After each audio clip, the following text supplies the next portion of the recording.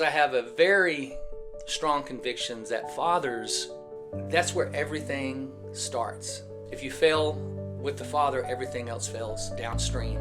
There is a boy in every man, and how that boy was raised will mark that man, influence him for his remaining days. Oh, that orphaned heart in man, how he limps when he should run, who's never heard his father say, "My dear beloved son." He was violent and very unpredictable. He could be so winsome to me and almost feel like a buddy, and that would change on a dime. It just so happened that the poem ended up on page 40, and that was my dad's number. I was number 10, he was number 40, and I thought that was so cool, that this poem about forgiving our fathers, God will father you, he will father the orphan heart. And I got on my knees and I asked God to father me.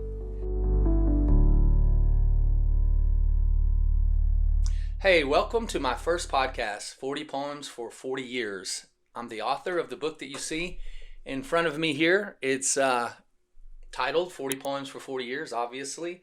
I want to start by just reading the back of the book, and it'll tell a little bit about what the book is about, the poems in the book. In 40 Poems for 40 Years, you will find words forged in the desert of the author's own rebellion, disillusionment, and despair. Words that echo the lessons that only suffering can teach.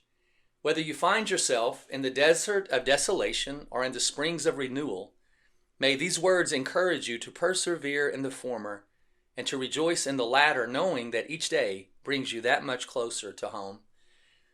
I took the title from the Old Testament account of the Jews the Hebrews wandering in the desert after they had been freed from Egypt.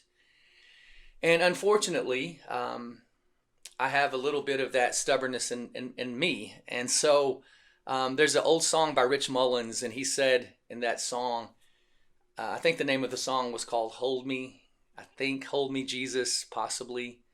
But the lyrics go, I would rather fight you for something that I don't really want than to take what you give and I need.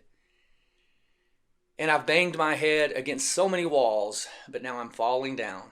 I'm falling on my knees. And unfortunately, I've banged my head against many walls, and I have fought God for things that I really didn't even want, instead of just surrendering and taking what I so desperately needed. And I was encouraged to put these poems together by some friends of mine over a period of time, and I finally did, and I submitted them to a publisher at the end of 2022, Covenant Books. They were a smaller publishing house, and it was accepted, and eventually it was published in the latter part of 2023. And a few things happened, and personally, my mother died unexpectedly. I'd gotten married. It was more like a speed date marriage, I guess, because it didn't last. It lasted about that amount of time, which came as a shock. And so the duality of my mom's death and the divorce, all in literally the same week. When I had an aunt that had a cabin in Mississippi, and so I moved there to work on the book that I've been wanting to have published since 2013. I started that when I was in Germany working for the JAG Corps, living there with my son. And that book is really the story that these poems were produced by. And that book it's semi-autobiographical, but it's about fathers and sons, it's about war, it's about Vietnam, it's about so many things. And I really, I think Maya Angelou, and I'm probably going to butcher this quote, but she said something like, there's no greater burden than to carry an unknown story, an untold story inside of you. You know, you want to get it out. You want to. It's like you're laboring in childbirth to get this story out, and that's how I felt. And I started writing that book, and I've been writing it. But this one, 40 Poems for 40 Years, really came unexpectedly, and at the encouragement from friends. And I thought that I could do the podcast because the marketing, the publisher was very small, and I didn't have really, you'd have to pay for any additional marketing. And I thought, I did do a book signing when I moved to Mississippi at a Barnes & Noble that went relatively well, but if the public if they're not aware of the book, how are they going to find it? How are they going to buy it? So I'm hoping it's available on Amazon. It's available all book retailers, but I've even thought about maybe if there's an interest. I bought an item off of eBay or Etsy recently, and it was really nice because it was a personal small business, and it was they put a card in it.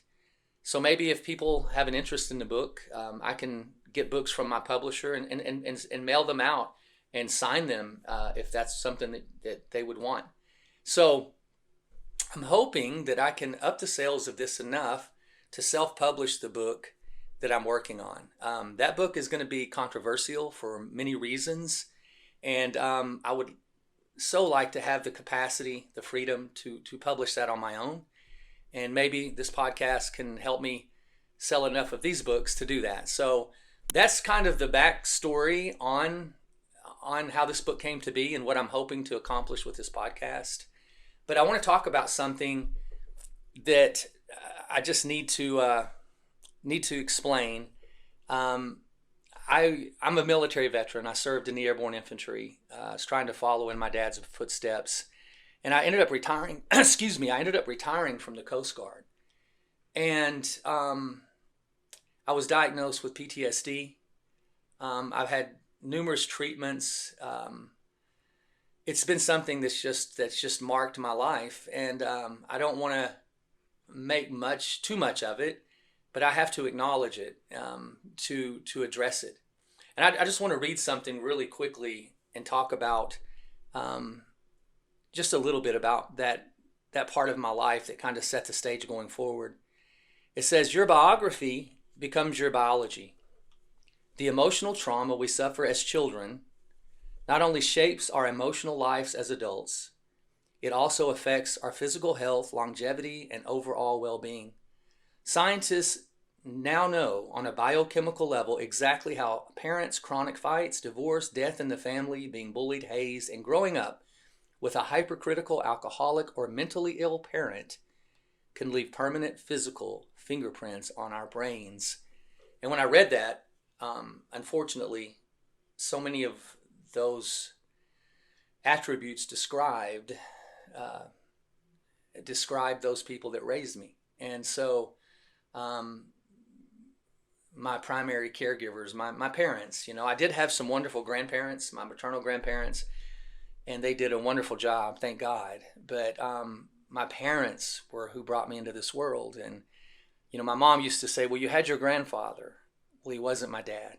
And sadly, I think a lot of children grow up that way. And hopefully, me telling my story and having the other book published, it can help maybe someone that's suffered and gone through some of those things. But I want to say moving forward that and if you notice me when I do these, if I get nervous, believe me, I feel it. I get these little adrenaline rushes. I think once I settle in, it'll be so much easier for me. I think this first one, to get it off the ground, to tell about the book, tell a little bit about myself, is going to be the most difficult one. And I think moving forward, it'll be much easier. I took my first flight when I was a young man, and I joined the military. It was a huge plane, one of the biggest planes I'd ever flown on. It was a big jumbo jet.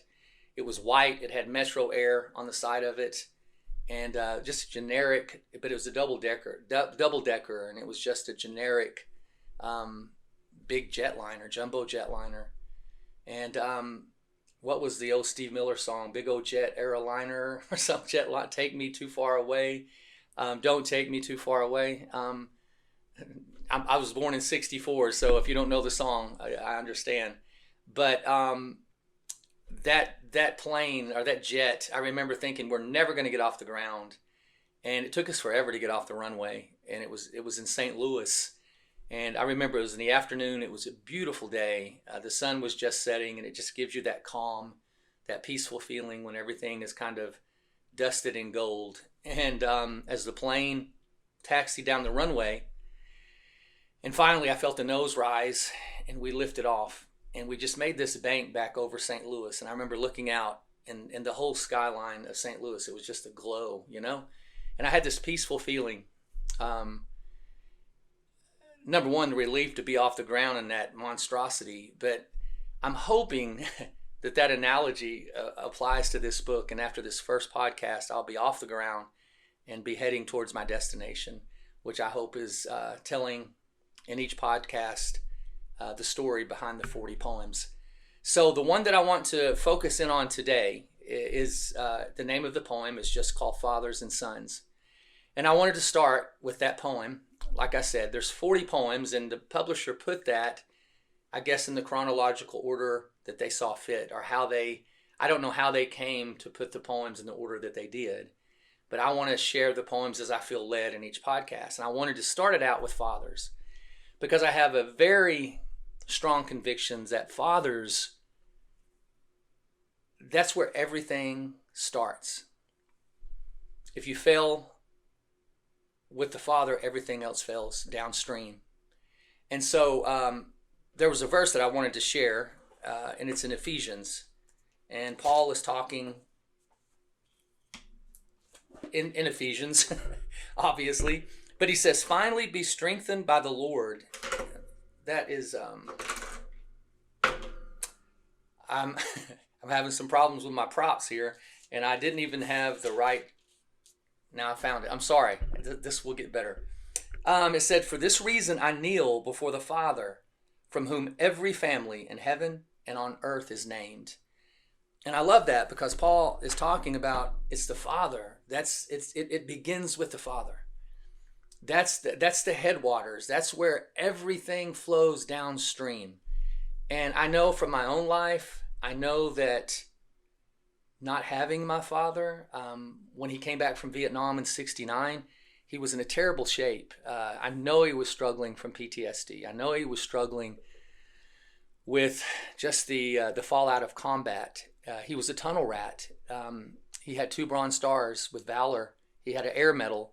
And my dad was a Chickasaw Indian. And so I just saw even as a young boy, and the things that happened in a relatively short period of time when he returned. And I've often thought about the people that sent him there. This is a little side issue, but I just want to say this.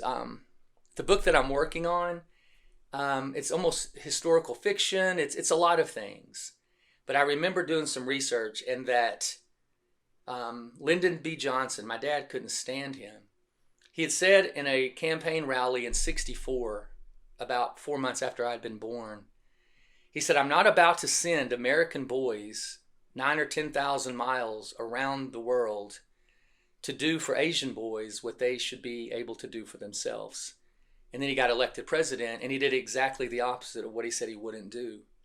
And I don't know why sometimes we're so shocked when the politicians that we vote for lie to our faces. I mean, are we shocked that a prostitute has sex for money?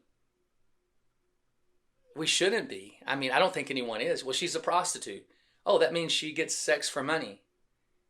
He's a politician. Oh, that means he lies. It's not a question of if they lie, it's how much. So, I think we're always voting for the lesser evil, which is terrible to think about. And I guess I take it personally, because I love this quote. I think I read it somewhere that a colonel said, these are the kind of people, politicians, they love to play poker with other people's chips. And it's the rarity, the family. If they do let a son or daughter go to war, they don't send them to war. They'll be in the back. And they may try to parlay that into a political future as an attorney general or as something else. And they'll play up that military service. But they are not the blue-collar grunts up front at the tip of the spear. They're not. And they never will be. And I read a book about Vietnam years ago, and how it was the working class that was drafted. And my dad was, just a Chickasaw Indian from Oklahoma. And yet he was thrust into that at the height in 1968, the Tet Offensive, the Battle of Quezon.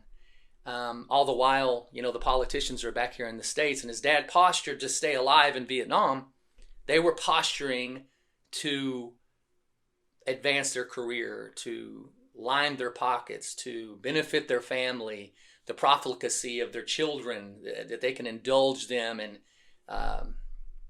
it's a tragedy. So I feel very strongly about that, and I did go to college after I retired. I did 4 semesters of law school at 2 different law schools, but I was a political science major and a English major in undergrad. And I really do believe, and I have a heart for children that and I actually taught high school, middle school, and even grade school for a short period of time when I came back from Germany in 2015. And I noticed some of the kids that I taught, they were incredibly bright, but their body wouldn't let them engage. They had all of this trauma, they had all of this distraction. And the kids that were raised, with the helicopter parents and the 2.5 kids and the family dog and the white picket fence, and I'm not disparaging that, but these children that didn't come from that, they were every bit, and maybe probably on par, brighter than those, but they were trapped in a body of trauma. And it's so difficult for that trauma, for that child, for that person to be able to articulate, to speak. They have the vocabulary, they have the words, they know what they want to say. And sometimes through writing, I think that my writing, my poems are almost a reprieve, but the writing that I do, I don't have the nervousness. I don't have to worry about getting tongue-tied or stuttering or my brain freezing up. And I can write and it can flow. And I'm hoping that book that I mentioned earlier can be published, and it can really bring to light what trauma can do, and that the children that are exposed to it are every bit as bright and capable of those that are raised so fortunately to have parents that love them and to have that consistency and that stability. It's a stark contrast, and it's sad to see the fallout from those children that I taught and saw in my classes that came from those broken, abusive homes. But the poem tonight is basically, it's about fathers and sons. And I wanted to read a poem that's not in the book. I continue to write poems just as they come to me. And this one came to me a few days ago because I was thinking about the orphaned heart, and how I'd heard someone said that children raised in alcoholism, that when they're 12 they have to feel like they have to be 30, and then when they reach 30 at times they feel like they're still 12. And it's so true. And so this poem I wrote, I just call it Orphaned Hearts, and it kind of sets the table for the poem I want to read from my book. There is a boy in every man, and how that boy was raised will mark that man, influence him for his remaining days. Oh, that orphaned heart in man, how he limps when he should run, who's never heard his father say, my dear beloved son. He engages life reluctantly, like an extra on the stage, and plays his part most dutifully, but inside is filled with rage. And then he seeks the woman to help him play his part, but she wasn't meant to father him, so she rips his world apart. Then overcompensation will be his next played ploy, as he overplays masculinity, compensating for the boy. And others pursue money, and some will go for fame, trying anything and everything to take away their shame. From the wound that cuts the deepest, the wound that hurts so bad, for it comes not from a stranger, but from the man that they call dad. So in your comings and your goings, as you play with grown-up toys, remember some men that you meet are still wounded, orphaned boys. And I believe that to my core. I felt it in my own life. And the poem that I want to read tonight, I'm actually making this in the evening, with the time and everything being set back, or however we forward, spring, fall back, it gets darker earlier. When I worked in Germany in 2013 and 2015, when this time of year here, I had my son with me. He was in the 6th grade. I would get up in the darkness, and I would come home in the darkness, and it could be depressing. But the poem that I want to share tonight, it's called Fathers and Sons. And I just want to say that for me, that father wound, I am a Christian. I am a believer. And I know in this culture that can mean anything. Oh my gosh. Maybe on some future podcasts I can talk a little bit about that more. But I am a Christian. I am a believer in Jesus Christ. And that's my hope. I've struggled with that faith. I've struggled with seeing God as God and not as my Father. And that's a tough thing to do. And I read years ago, I was reading a book and it was called Wild at Heart. And I'm trying to keep these podcasts at 30 minutes. And I'm I don't want to feel rushed, but I don't want to go over 30 minutes. And but this is a quote from that book, and he was quoting George MacDonald. And here's what he says. He says, this is George MacDonald being quoted by John Eldredge in Wild at Heart. In my own childhood and boyhood, my father was the refuge from all the ills of life, even sharp pain itself. Therefore I say to son or daughter who has no pleasure in the name Father, you must interpret the word by all that you have missed in life, all that human tenderness can give or desire in the nearness and readiness of love, all and infinitely more must be true of the perfect Father, of the maker of fatherhood.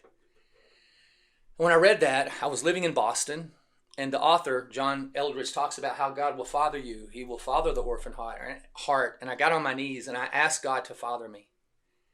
And I have to believe that was around 2000, maybe 2001, that he's done that. And he is doing that he's still in the process of that. And so the poem that I've written tonight, Fathers and Sons, it speaks to that process. You have to come to forgive your father. And that's a tall order. If there was some significant damage done, if there was significant abuse. And my father, in many ways, he broke my spirit. He was violent, but he was beautiful, if that makes sense. He was like a malevolent, beautiful person. He had so many gifts. He had so many callings, I believe, on his life. He was handsome, dark complected, this shock of black hair and just very quick-witted, very, very tough man. He was exercising his racehorses even into his early 60s, and he drank. The man, oh my goodness, the alcohol, the whiskey that man imbibed. But he was violent and very unpredictable. He could be so winsome to me and almost feel like a buddy. And that would change on a dime. And it sets you up. It puts a rage in you. It's a terrible thing to overcome. And forgiving him has been difficult for me.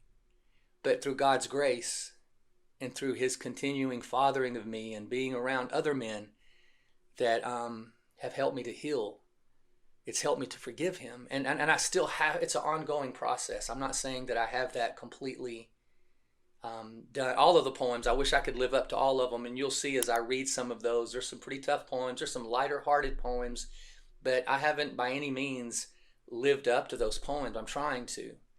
And the one today, it speaks of this forgiveness of the Father. And so I wanted to read something, though. It's a song by Phil Collins. And this is how I hope that God is fathering me. It says, oh, the power to be strong and the wisdom to be wise. All these things will come to you in time. On this journey that you're making, there will be answers that you'll seek. And it's you who will climb the mountain. It's you who will reach the peak. Son of man, look to the sky. Let your spirit set it free. Someday you will walk tall with pride. Son of man, a man in time you'll be. Though there's no one there to guide you, no one to take your hand, but with faith and understanding, you will journey from boy to man. And I love that. It's like, even though my father wasn't there, and when he was incredibly violent and not always. And that's what made it so insidious. If he was just that way all the time, but it's almost like you're loved and then you're hated, and you're loved and then you're hated. You're comforted and then you're dismantled.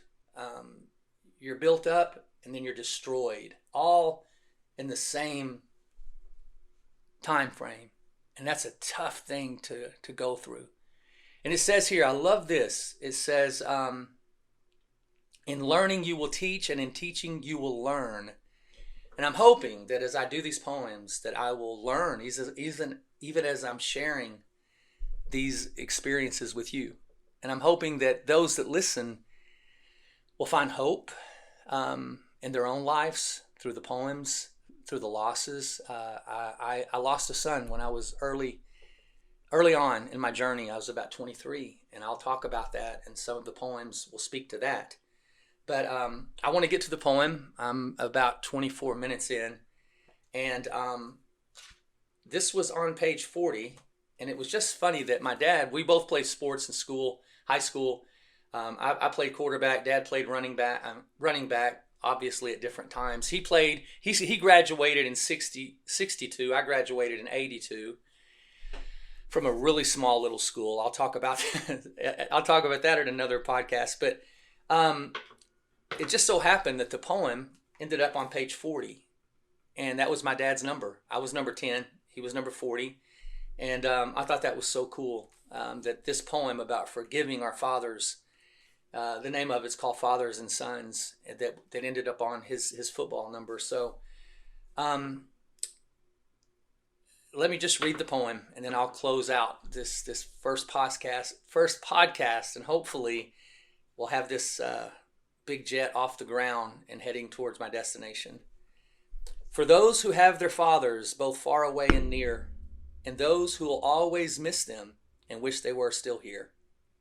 And for those who take no pleasure when they hear their father's name, the ones who, when they hear it, invokes an instant shame. And to all the walking wounded, both the fathers and the sons, and the one who makes advances and the other one who shuns. This life is often brutal, especially for men, who seem to live it harder and who bleed from all their sin. Just know when it is over and your race is finally run, when all your rage is empty for what's been said and done, it's best to show them mercy, despite how they did live, and to finally let it go, and in the end, choose to forgive. And I hope that God will continue to father me. I hope He will continue to give me the grace to forgive my father. It's a process, but I've come a long way. And he died around 2022. The accumulative effect of Vietnam, the alcoholism, and he literally just fell over one day, and that was it. He was 75, and how he made it to that age, I'll never know. But I still miss him. I hadn't talked to him about the last 2 years before he died. My younger brother and him, it was just me and my younger brother, but he did some things to my younger brother, said some things that were brutal, and it had just been too much. And I know my brother he grew bigger than me, but he's always my little brother, and I felt that older brother come out, and I wrote my dad a letter, and I told him that I was done, and I didn't talk to him for 2 years before he died. And I still miss the man. I still miss him. And he still lives in me in many ways. And I'm hoping that through this podcast, through the other book that I so hope to finish, that I can redeem so much that was lost.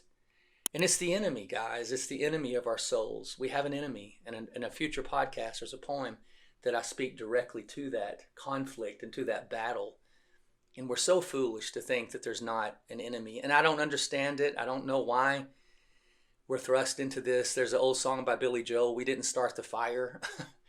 But this war has been raging for some time between God and the powers of darkness. And Paul talks about that in Ephesians, the spiritual wickedness in high places.